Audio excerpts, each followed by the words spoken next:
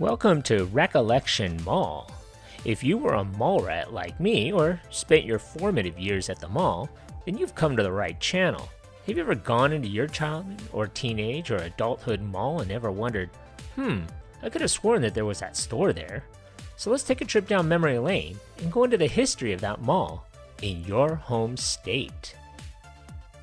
So stay tuned. Every Wednesday, I'll be doing a mall history of the oldest mall in every state in the US. Please subscribe and leave a comment or memory about your time at this mall. Thanks.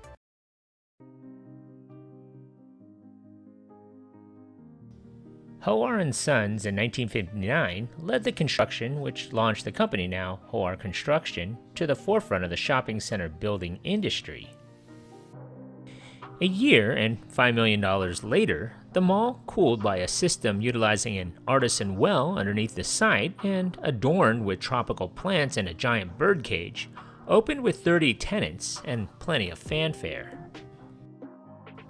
The Eastwood Mall was built on a 55-acre tract located 4 miles east of downtown Birmingham. Its location was between Montclair Road and Crestwood Boulevard on US Highway 78, adjacent to the I-20 between Mountain Brook and Irondale. This million-dollar merchandising city of the future was envisaged by local drive-in theater operator Newman H. Waters.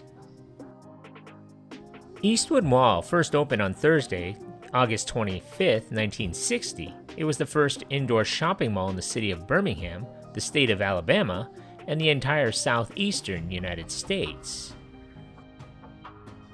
Eastwood was a single-level mall that originally encompassed 320,000 leasable square feet and housed 35 inline stores.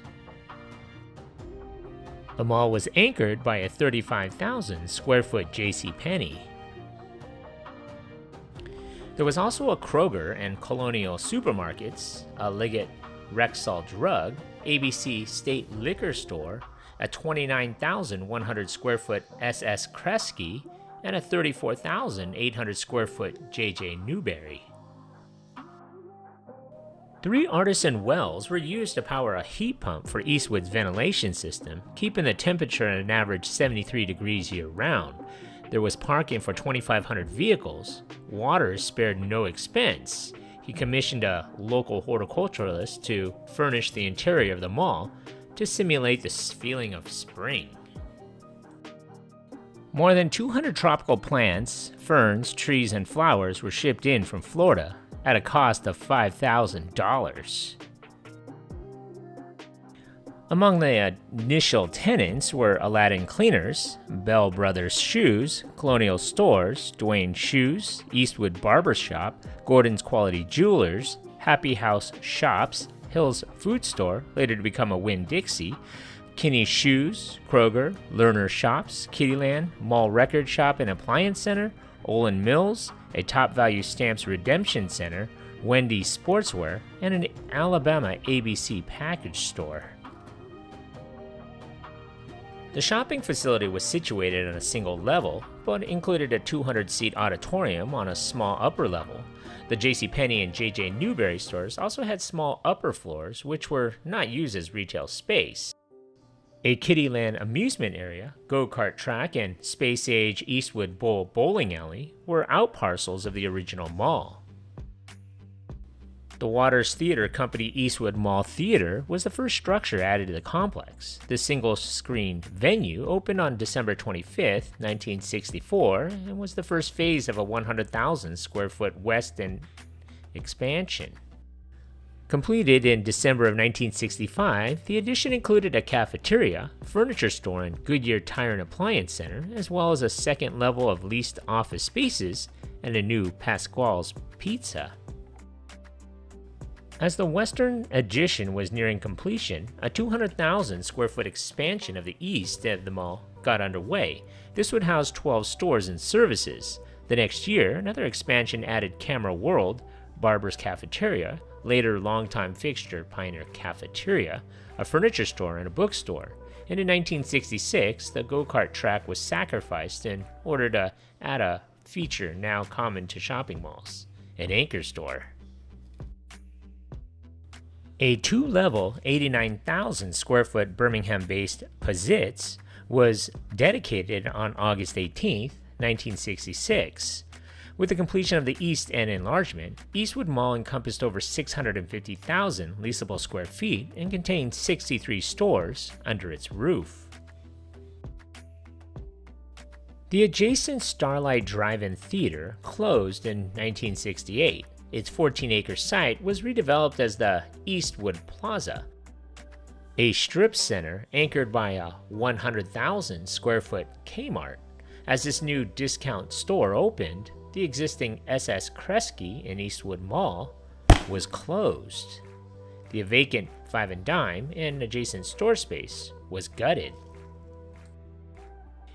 In 1968, Newman Waters sold Eastwood Mall to Farmers Bureau Insurance, today known as Alpha. A 35,000 Birmingham-based Parisian East department store was created, which opened for business on October 30th, 1969. The mall's Colonial Supermarket had been rebranded as Hill's Food Store in the late 1960s. By 1969, it was operating as a Winn-Dixie. It also brought the completion of Birmingham's second enclosed shopping hub, the Western Hills Center. In 1970, the interior of the Eastwood Mall was given a facelift. A suspended ceiling was installed on the main corridor, sealing off the original windows, and its common area was carpeted. The Kroger supermarket closed in 1971, with its space being used for an expanded furniture store. The theater was divided into a twin-screen multiplex in 1974. In 1976, the Eastwood JCPenney closed, and they relocated to Century Plaza. The old Penny space was leased as a Parisian Young World, a boutique selling children's apparel. But its popularity dropped off as more malls were built, including Century Plaza across the street, and the residential population shifted. In March of 1980, Pizitz closed at the Eastwood, moving into the former Loveman's anchor spot at Century Plaza. Service Merchandise opened in the vacant Eastwood Pizitz in September of the same year. Montgomery-based Jim Wilson and Associates acquired the Eastwood Mall in September of 1984. At this time, the company was also developing the River Chase Galleria, a 1.2 million square foot super-regional center opened in 1986, immediately putting hurt on all existing Magic City malls. In order to keep their Eastwood Mall property competitive, Wilson and Associates embarked on an $8.1 million renovation in June of 1989. The middle section of the mall was gutted and rebuilt as a two-story food court.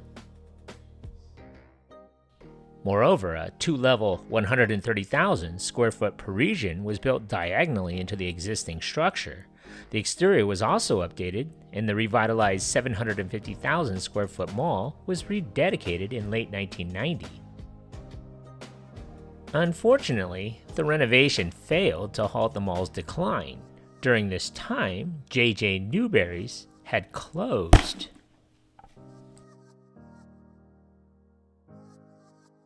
The mall's fate was sealed by October of 1997 with the completion of the Summit.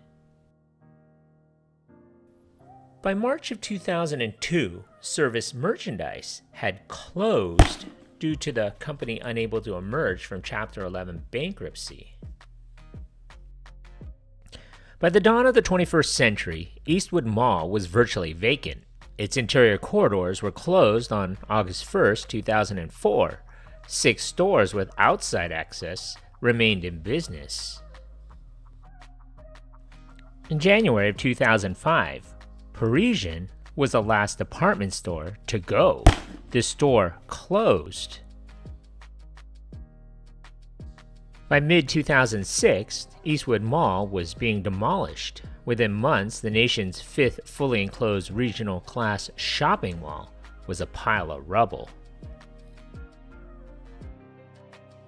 Today, the Eastwood Village has a Walmart Supercenter with other tenants including Old Navy, Ross Dress for Less, and a Ruby Tuesday restaurant.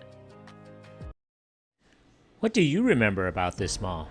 Leave a comment below, and don't forget to subscribe. Thanks for watching.